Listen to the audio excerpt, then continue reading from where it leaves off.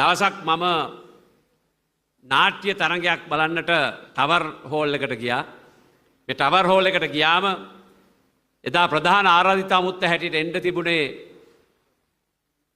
පණ්ඩිත අමරදේව මහත්මයා. එතුමා මම හිතන්නේ වැඩසටහන පටන් ගන්න විනාඩි 2-3ක් නැත්නම් උපරිම විනාඩි 5ක් පරක් වෙලා එන්න ඇති. ඇවිල්ලා ශාලාවට ප්‍රවිෂ්ඨ වෙනකොට එතුමා හරිම කනගාටුවෙන් ආවේ විනාඩි 5ක් පරක් වුණා කියලා.